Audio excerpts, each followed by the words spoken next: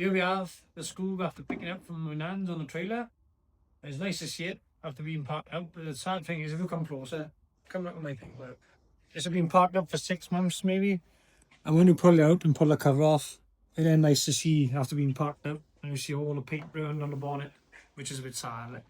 But never mind, we're fighting on from it. But the plan is just to do a talk round of the car, what happened with it, why it's here on the stands already, why the engine's dead.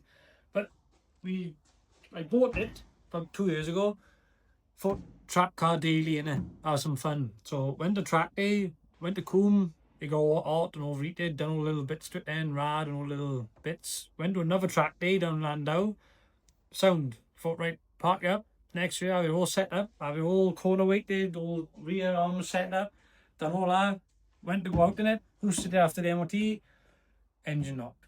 I didn't do an engine knock, my turbo died first, which we'll put the pictures on the video after. The turbo sucked up something from the sump, which is a foreign object with Midland Turbo told me.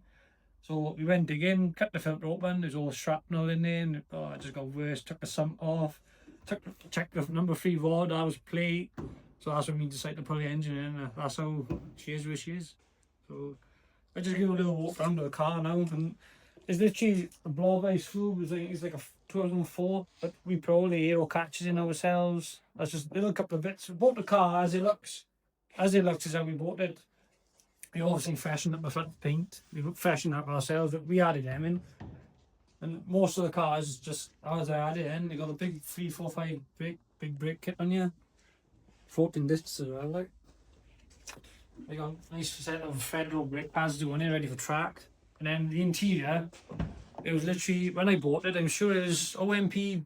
This is like the set of OMP blue bucket seats in here, but I had these up my Mini from years ago. So I thought, make some money back on the blue seats, because they were mint, not a mark on them. So I thought, make some money back. I changed the wheel. There was an OMP wheel in it, but I had half my other blue scoop, so I thought, blue on silver would be nice. Keep it going, but the rear's just got STI seats. I don't really want to keep the seats. I like the cage and harnesses in here, but I like as a daily to have a run around and go to track, like, so maybe have a cage one day, like, you know what I mean? See how it goes. Rear calipers are just standard size, just standard brakes on the back, really. They used to be blue, the calipers, but we took them off, sandblasted them and painted them red to match the fronts, because they used to be red and blue, which is a bit fucking weird, like. So we changed that. Then to the back, which is, when I went to look at our car, I didn't even know. They had a nice little carbon lip on the back, if you can see that. Had a nice little carbon lip on the spoiler, and then underneath, in the boot is nice. I have to get a light foot seal in here. In here, I got the light now. In here there's a nice swirl pot built in. Oh, this was I bought the car, I guess, which is a nice little thing for track as well. I used to have really bad fuel surge in my bug eye, which once you go under like quarter, it'd be a nightmare. As soon as you go under a quarter of fuel, it'd be a nightmare cornering. But that solves all that problem.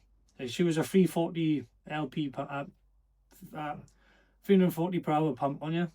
I think that's what I think it would be. But it'd be nice if it was bigger. Me upgraded another one again, like.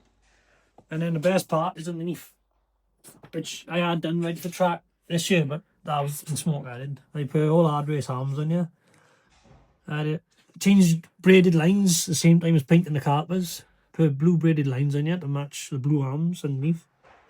And then the resonator, we'll get to the exhaust in the middle now. It'd be easier to explain when in the middle. But he didn't mention that on the ad. When I bought the car, he didn't mention nothing about the carbon diffuser, which I was chuffed with. As soon as I seen the car when I went to go buy it, my eyes lit up. I knew the car was coming home with me before I even looked at the car. So that's what we done to it so far. I'll take it to the middle and show the exhaust now. We're back to the middle section of the car now. I want to show you the exhaust we made this, because when I first went to track day in it, I went for a sound test. Thought the car would be perfect for sound test because it was quite reasonably quiet. It was the car. I thought pass sound test easy. And then went for the sound test. We failed by 1 decibel, and they wouldn't let me on at all. So I had to make another plan in. So we come home, and then bought an eBay special resonator, which worked a dream, and they fitted quite nice up in here as well. The prop is right by it. If you look right under if you can. squeeze in there. It had much room to play with really for a resonator like. So we bought the eBay special resonator and then got the TIG welder out. Thought, well, now we might as well add a V-band in, which is better than the 2-bolt, if you look at the rear, the 2-bolt flange, which was on it. So we thought, right, cut the flange off and we'll add our own V-band in. So we cut our own V-band in, welded that at the same time, and went to sound testing. I think it run 98 or 96 decibels then, which was all we needed for the sound testing. So it was perfect, and they've been on track ever since. And next biggest plan is to get an engine fix and do some more track days in it.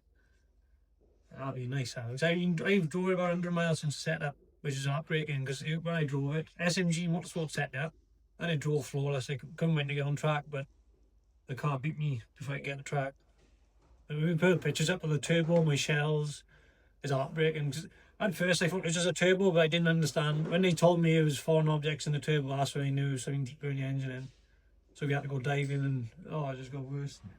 It was quite sad, but it should be good. It should be better when it's alive now. But on the next video, we should have some nice shiny goodness of the engine going in and all the bits going on the engine, and should get better now. On the next video, I'll see you next time.